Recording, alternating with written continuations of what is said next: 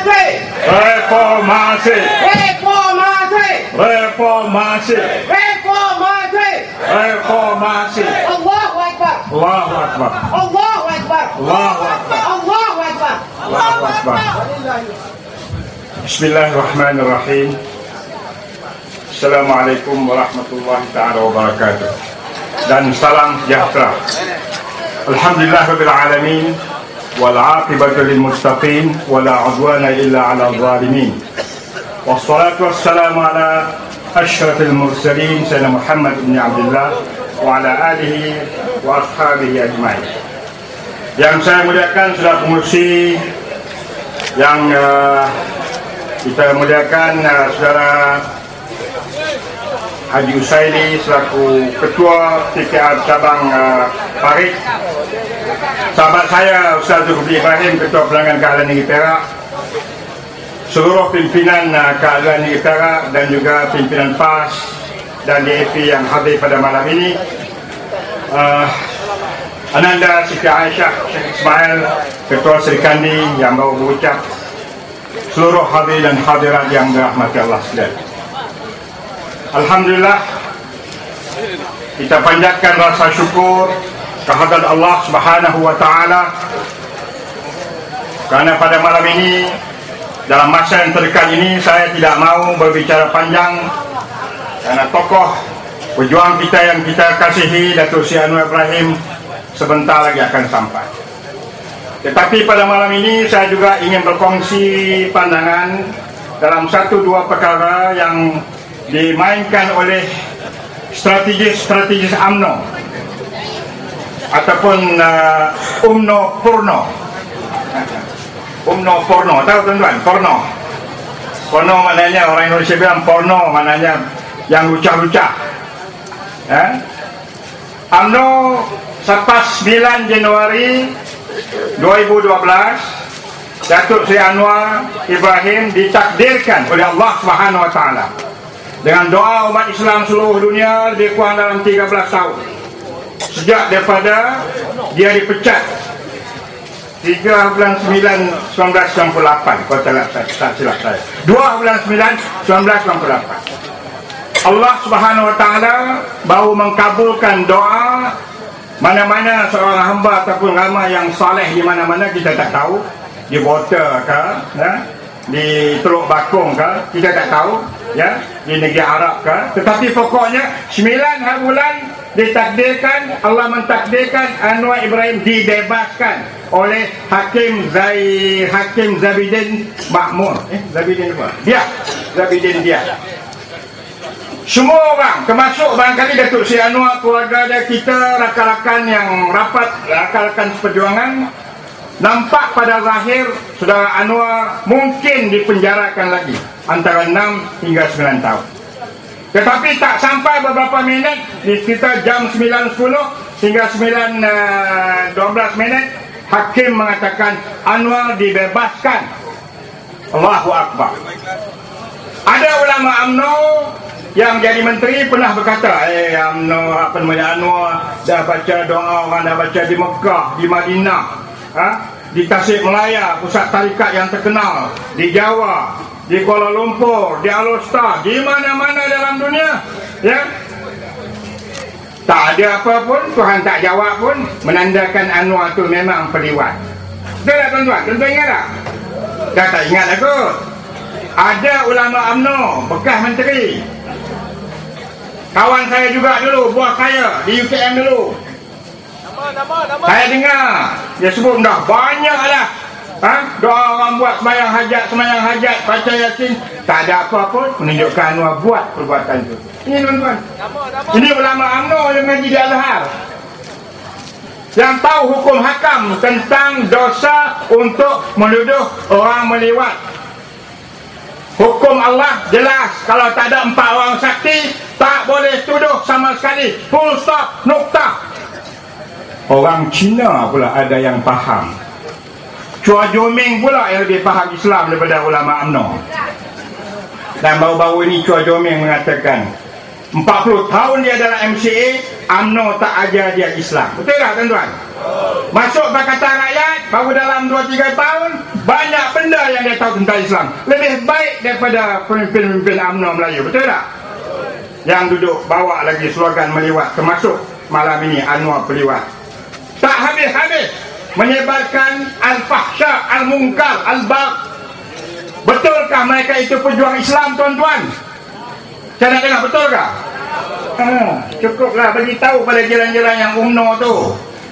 Quran dah bagi tahu dah. Hampa nak ikut Quran UMNO kan nak ikut Quran Allah. Ini tuan-tuan, ya. Ini yang berlaku pada hari ini. Sebab mereka tahu dah, memang kajian dah dibuat dah. Kawan-kawan saya di universiti buat kajian. Dakwaan mengatakan Anwar ini peliwat, ya, dalam fitnah video set yang kedua ini. Peratus yang percaya sikit sangat, 17%. Peratus yang tak percaya lebih daripada 80% yang tak percaya. Tapi utusan Malaysia, TV3, pendakwah UMNO daripada JASRA, Perkasa, Biro Tata Negara, Jabatan Penerangan, Kemas, setengah ustaz-ustaz UMNO terus menyebarkan maklumat ini hatta selepas 9 bulan Januari setelah Anwar dibebaskan. Bukankah ini satu kerja yang kotor, tuan-tuan? Fahsyah. Bukankah ini mereka yang bertanggungjawab menyebabkan berlakunya perpecahan di kalangan umat Melayu ini? Jika berpecah, betul lah, ya. Perpecahan yang mereka dakwa sebenarnya bukan daripada kita, ya? Bukan daripada kita, tetapi daripada perbuatan diri mereka sendiri. Pemimpin-pemimpin UMNO yang memang rakus nak berkuasa, nak mempertahankan kuasa, dan sudah tidak ada lagi modal di sisi mereka, kecuali mereka memainkan pula sekarang isu yang berkaitan dengan Israel. Datuk Seri Anwar, tuan yang punya pribadi akan terangkan dengan lebih mendalam lagi. Tapi saya yang saya kenal Datuk Seri Anwar daripada 1968, saya yakin bahawa apabila Datuk Seri Anwar pergi berjumpa dengan Syekh Yusuf Qaradawi baru-baru ini, dan Syekh Yusuf Qaradawi adalah Ketua Persatuan Ulama-Ulama Sedunia, bukan jalan-jalan, bukan macam segala usaha UMNO, Ketua Dewan Ulama Sedunia, berjumpa di Qatar. Kebetulan datang Khalid Mish'al, pengurusi Biro Politik Hamas. Saya juga waktu Presiden Abim dulu, waktu Datuk Seri Anwar memilih saya sebagai Presiden Abim, saya pernah berjumpa Khalid Mish'al. Dia datang ke Kuala Lumpur. Memang Khalid Mish'al ini orang pintar yang mau dibunuh oleh Yahudi sejak 40 tahun yang lalu. Cukup pintar. Orang Palestin memang cukup pintar. Allah SWT memberikan kepintaran akal kepada orang-orang Palestin, ya. Bolehkah tuan-tuan percaya apabila saja mereka memainkan pula baru-baru ini kononnya Yaqub Mazrou, kononnya orang kuat Hamas juga, mengatakan Hamas tak bersetuju dengan pendekatan dua negara. Ada dua sekolah pemikiran sekarang, saya nak terangkan kepada tuan-tuan. Satu sekolah pemikiran, satu pendapat mengatakan bahawa oleh kerana rakyat Palestin ditindas, sampai makan pun tak boleh, nak menyawa pun tak boleh, air pun tak ada yang bersih, air kotor, ya. Anak-anak tak dapat makanan yang cukup, maka hukum Islam boleh meletakkan keadaan darurat. Dan ini adalah isu politik, bukan isu akidah, isu politik. Tentang keharaman negara yang dirampas oleh Yahudi tetap haram. Tapi dalam Islam ada peraturan-peraturan pengurusan dunia yang dipanggil siasah syariah. Dan bila Qaradawi dengar huraian daripada Khalid Mish'al, dia puas hati. Dia puas hati bukan bermakna nak iktiraf, tetapi kerana keadaan darurat. Dan Anwar pun sebenarnya dia berkata, dan dia tak menyebut tentang dia nak mengiktiraf Israel. Anwar berkata dengan syarat bahawa bumi Palestin yang dirampas sebelum 1967 dikembalikan balik. Kemudian 12 juta orang Palestin yang berpelarian di negara-negara Arab dan di luar negara Arab dapat kembali ke bumi Palestin dengan aman dan damai. Kemudian program penambahan rumah-rumah baru diberhentikan serta-merta, ya. Dan kalau boleh ada satu proses untuk mereka dipindahkan semula.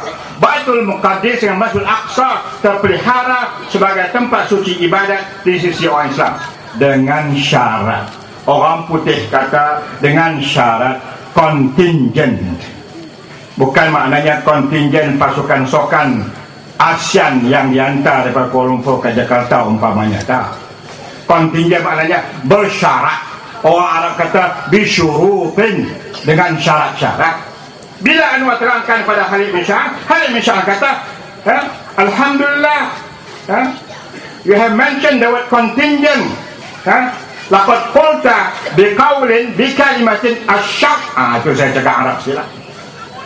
Dengan syarat, laqad qulta sarihan, kamu telah berkata dengan terang. Kalimat asyaq, syarat. Yang UMNO ni pergi main kononnya Anwar ini tak mau lagi dah berjuang untuk Palestin. Confirm dia alat Amerika, confirm dia alat Yahudi. Tapi 2 kapal berlabuh di Pelabuhan Kelang dalam minggu lalu. Betul tak tuan-tuan? Pedagang dengan Israel, macam-macam jenis perdagangan. Tunku Abdullah, masa kami dalam ABIM dulu, saya ingat lagi, sahabat saya Ustaz Agung ABIM Anwar Tahir buat kenyataan, bantah lawatan Tunku Abdullah, Tunku Abdul Rahman, adik yang di-Pertuan Agong Tunku Jaafar Tunku Abdul Rahman, melawat Israel. Tunku Abdullah itu adalah ahli Parlimen Rawang dulu zaman Tunku Abdul Rahman, Presiden Belia Malaysia, kawan baik juga dengan Datuk Seri Anwar Ibrahim. Masa Anwar Ibrahim dalam MBA, pergi ke Israel, jumpa Menachem Begin. Dengan izin siapa tuan-tuan? Siapa tuan-tuan? Saya bagi soalan cukup mas malam ni.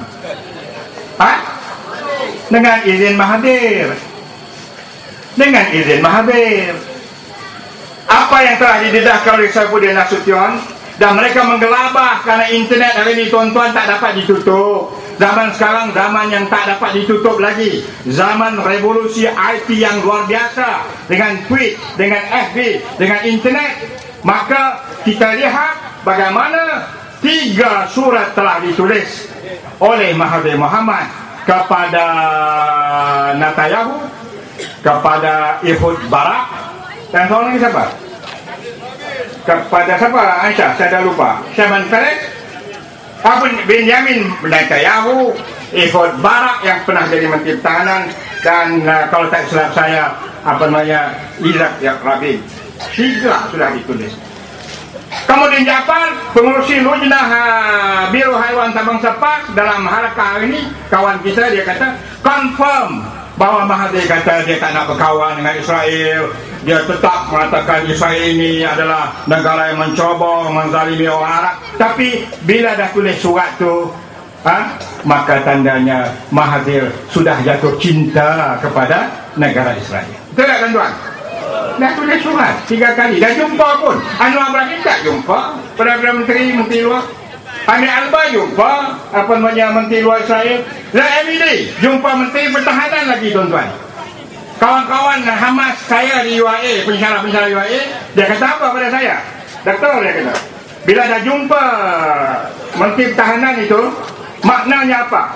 Maknanya ialah bahawa seolah-olah Zahimid ini bunuh tok kami, mak kami, ayah kami. Sebab Menteri Pertahanan ni adalah bertanggungjawab.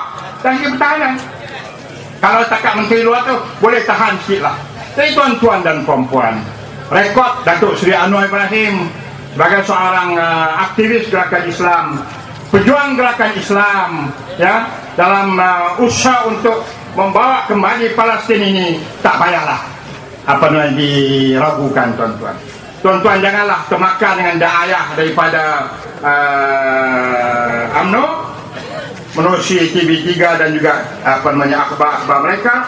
Kerana Tok Guru Aziz sendiri, Datuk Seri Anwar akan sebut, saya yakin, jumpa dengan Saudara Anwar Ibrahim di sebuah hotel di Kuala Lumpur. 10 minit saja bercakap soal kenyataan Anwar dengan Wall Street Journal. Yang lain ialah isu-isu yang lain. Isu bagaimana nak memperkukuhkan Pakatan Rakyat. Ini yang ada dalam pemikiran Tok Guru Aziz. Karena Pakatan Rakyat pada hari ini memang menjadi suatu perkara yang memeningkan pemimpin-pemimpin UMNO. Karena itulah mereka dah tak ada modal lagi tuan-tuan. Apa yang mereka lakukan pada saat sekarang, mereka lakukan usaha-usaha untuk sabotaj. Datuk Seri Anwar Ibrahim waktu berucap di Johor, kereta dia kena dikemetkan, cermin dipecahkan. Samsing UMNO datang. Nur Izzah hampir dilebamkan matanya baru-baru ni di Pahang minggu lalu, ya. Di Melaka, di Negeri Sembilan, ya.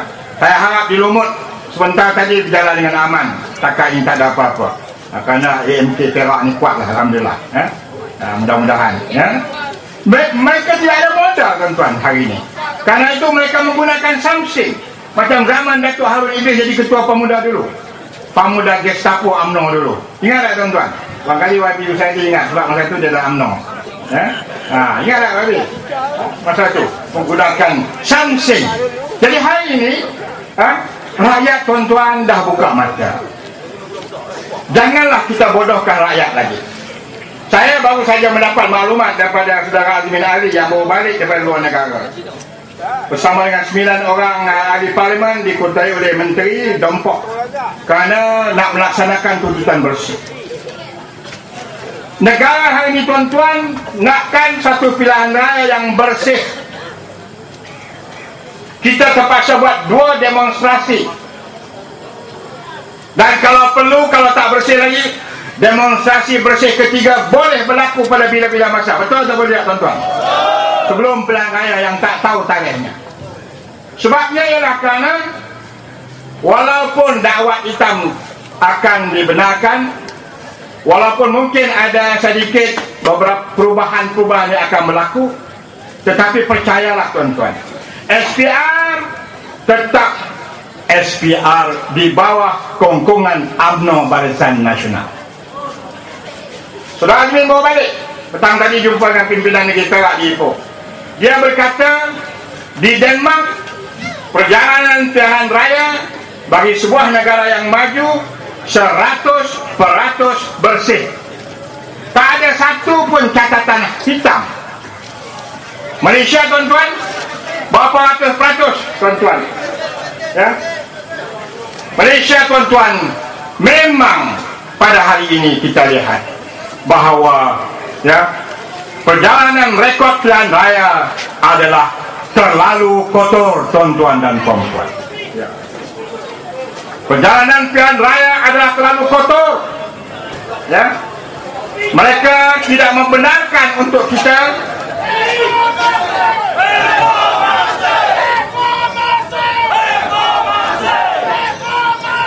reformasi.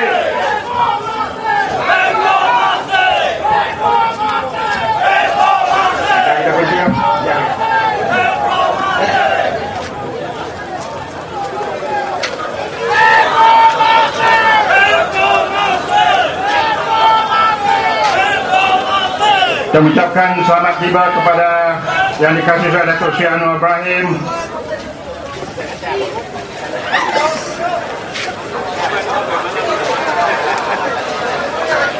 Saya nak meneruskan sedikit saja lagi untuk memberikan seminit 2 kelihatan kepada Datuk Seri Anwar yang baru sampai di Lumut.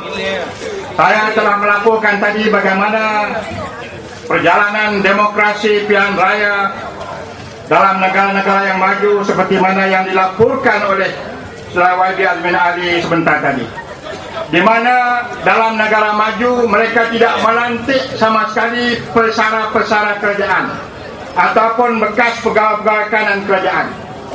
Suruhanjaya pilihan raya di negara-negara maju seperti di Jerman, di England, di Denmark dan banyak lagi negara-negara Eropah yang lain, ya, lazimnya dipengurusikan oleh hakim-hakim yang berwibawa. Betul ataupun tidak, tuan-tuan? Hakim-hakim yang berwibawa, kerana nak menjamin kepercayaan dan keyakinan rakyat bahawa Suruhanjaya pilihan raya ini adalah telus, cekap dan memang merakyat dalam memungut suara rakyat dalam sesuatu kawasan parlimen.